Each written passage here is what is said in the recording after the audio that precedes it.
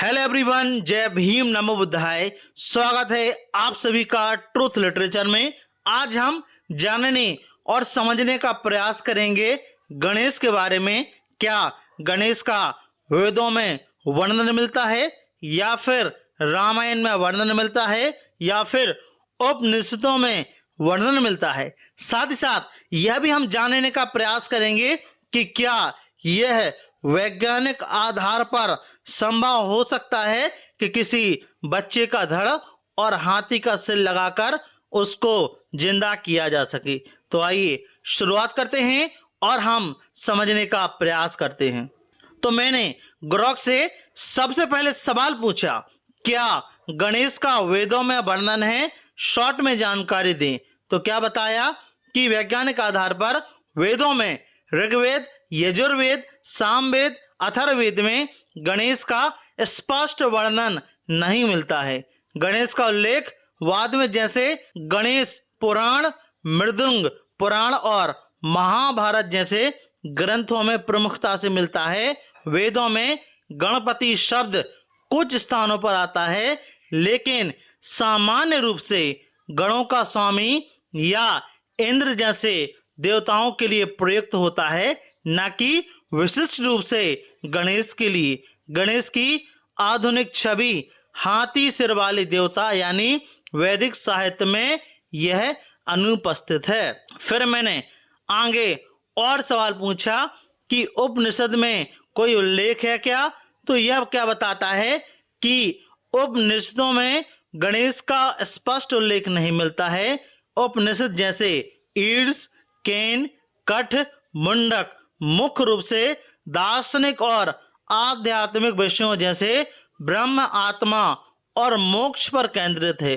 गणपति शब्द का प्रयोग कुछ संदर्भ में मिल सकता है, लेकिन यह गणेश के विशिष्ट हाथी वाली देवता को नहीं दर्शाता, बल्कि गणों का स्वामी जैसे सामान्य अर्थ में गणेश की छवि और कथाएं बाद में पुराणों और तांत्रिक ग्रंथों में विकसित हुई।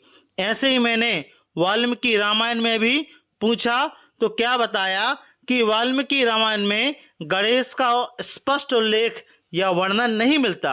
रामायण जो त्रेता युग की कथा है, मुख्य रूप से राम, सीता और अन्य पात्रों पर केंद्रित है।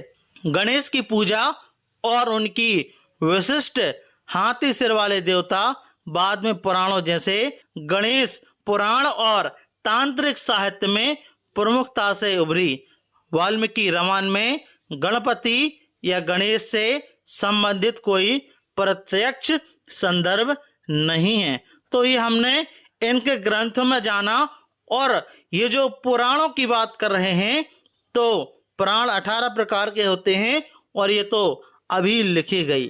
अब हम बात करते हैं कि क्या वैज्ञानिक आधार पर यह संभव है या नहीं। तो मैंने ग्रोक से यह भी प्रश्न पूछा। तो मैंने शुरुआत कहाँ से की। मैंने पूछा, हेलो ग्रोक, मैं आपसे कुछ सवाल पूछने जा रहा हूँ, आप केवल साइंटिफिक आधार पर शॉर्ट में जानकारी देना। क्या आप तैयार हैं? हाँ, मैं तैयार हूँ, ऐसा जवाब दिया। फिर मैंने प्रश्न किया कि आपने गणेश नाम के देवता का नाम सुना होगा। क्या हाथी सिर एक बच्चे के धड़ में लगाना यह संभव है? तो क्या बोलता है, नहीं, वैज्ञानिक रूप से यह संभव नहीं है। मानव और हाथी के ऊतकों की जैविक संरचना, रक्त समूह और प्रतिरक्षा प्रणाली में भारी अंतर होता है, जिसके कारण ऐसा प्रत्यारोपण असंभव है। साथ ही न्यूरोलॉजिकल और शारीरिक असंगताएं से जटिल बनाती है, मतलब असंभव है।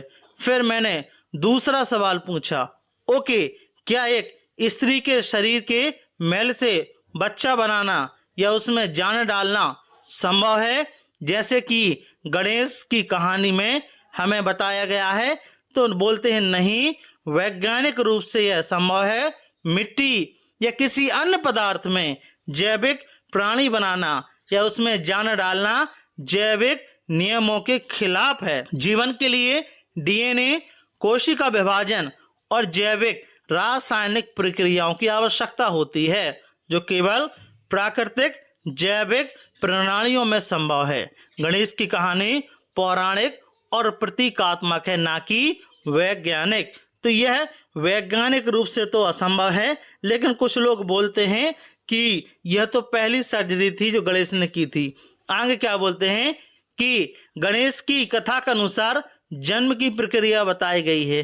क्या यह संभव हो सकता है, मैंने पूछा, तो हमें क्या जवाब मिला कि गणेश की कथा के अनुसार पार्वती ने अपनी उपटन अर्थात मिट्टी या त्वचा की मैल से गणेश को बनाया और उनमें प्राण डाले।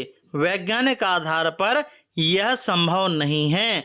तो फिर वही जवाब दिया कि जीवन की उत्पत्ति के लिए डीएनए, कोशिकाओं और जटिल जैव रासायनिक प्रक्रियाओं की आवश्यकता होती है, जो मिट्टी या उबलन से नहीं हो सकता। तो वही है, कथा पौराणिक है, यह ऐसा संभव नहीं है। फिर भी लोग पता नहीं मानते हैं, लेकिन वैज्ञानिक आधार पर तो ऐसा हमें देखने को नहीं मिलता। फिर मैंने एक और प्रश्न पूछा कि कुछ लोग क्या बोलते हैं कि गणेश जैसा बच्चा क्या कभी सच में पैदा हुआ है, किसी महिला जैसा सोशल मीडिया पर प्रसारित किया जाता है। तो आप लोगों ने देखा होगा कि सोशल मीडिया पर फेसबुक, इंस्टाग्राम या फिर व्हाट्सएप पर फोटो आती है कि गणेश जैसा बच्चा हुआ है। तो मैंने पूछा कि क्या ऐसी कहीं खबर देखने को मिली, क्योंकि ऐसा तो बोलते हैं, लेकिन बोलता है नहीं, वैज्ञानिक आधार पर गणेश जैसा हाथी सिर वाला बच्चा कभी पैदा नहीं हुआ। सोशल मीडिया पर वायरल होने वाली ऐसी तस्वीरें डिजिटल एडिटिंग या फिर एआई से बनी फेस क्लिप्स, जो कि फैक्ट चेक में झूठी साबित हुई हैं। उदाहरण के लिए 2024 में राजस्थान से वायरल एक वीडियो एडिट हुआ था और 2023 एक बच्चे के केस में जन्म के 20 मिनट बाद मर गया था, लेकिन यह वह गणेश जैसा नहीं था। यह पौराणिक कथा है, ना कि वास्तविक घटना। तो क्या बोल रहे हैं, पौराणिक कथा है, ना कि वास्तविक घटना। फिर मैंने एक और सवाल पूछा, जो कि आप लोग देख सकते हैं कि कुछ किताबों के अनुसार गणेश जी ने महाभारत लिखी थी। आप अपने दांत से क्या ऐसा संभव है? मतलब कि आपने देखा होगा कि और सुना भी होगा कि गणेश ने महाभारत लिखी थी अपने दांत से। तो क्या बोलते हैं, नहीं, वैज्ञानिक आधार पर यह संभव नहीं है। किसी भी प्राणी, चाहे वह पौराणिक हो या वास्तविक, द्वारा दांत से लेखन जैसे महाभारत जैसा विशाल ग्रंथ लिखना शारीरिक और तकनीकी रूप से असंभव है। दांत का उपयोग लेखन के लिए उपयुक्त नहीं है और यह कथा प्रतीकात्मक वही है, ऐतिहासिक नहीं है, ना ही कोई वैज्ञानिक तथ्य है। मैंने एक और सवाल पूछा कि क्या भविष्य में संभव हो सकता है कि इंसान के धड़ में जानवर का सिर, जैसे हाथी, बैल या हाथी बैल का सिर लगाना संभव है? क्योंकि बोलते हैं कि हो सकता है कि भविष्य में ऐसी टेक्नोलॉजी आ जाए। और कुछ लोग तो यह भी बोलते हैं कि अंतरिक्ष का पहला यात्री तो हनुमान था। आप लोग सोचिए उनकी सोच को। तो क्या बोलते हैं कि भविष्य में भी वैज्ञानिक रूप से इंसान के धड़ में जानवर का सिर, जैसे हाथी या बैल का लगाना अत्यंत असंभव है। इसके यह कारण भी बताता है, जैसे कि जैविक असंगतता। मानव और जानवरों जैसे हाथी या बैल के डीएनए, ऊतक, रक्त समूह और प्रतिरक्षा प्रणाली में भारी अंतर होता है, जिसके कारण प्रत्यारोपण अस्वीकार हो जाएगा। इसके आगे और भी बोलते हैं कि न्यूरोलॉजिकल जटिलताएं दूसरा है कि मस्तिष्क और रीढ़ की हड्डी का कनेक्शन इतना जटिल है कि मानव शरीर में जानवर का सिर कार्यात्मक रूप से जोड़ना असंभव है। न्यूरॉन्स और संकेतों की असंगतता इसे और कठिन बनाती है। तीसरा, सीमाएं।